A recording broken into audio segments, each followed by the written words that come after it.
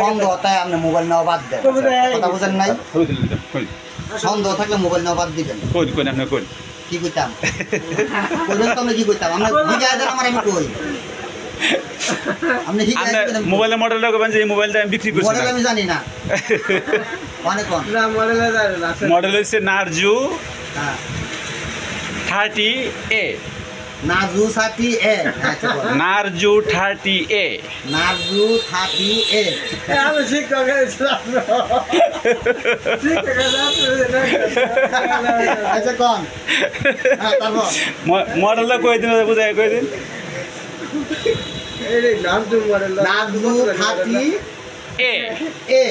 Idea না মোবাইলটা আমার, আমি আপনার কাছে ব্যস্ত আছি। কার কাছে ব্যস্ত আছেন? আমার নাম কি? মোস্তফা কামাল। মুস্তফা কামালের কাছে ব্যস্ত আছি। আজ থেকে আমার কোনো দায় দেবি নাই মোবাইলের প্রতি, নাকি? আমার কোনো দায় দেবী নাই, হ্যাঁ। আমার বউ নাই,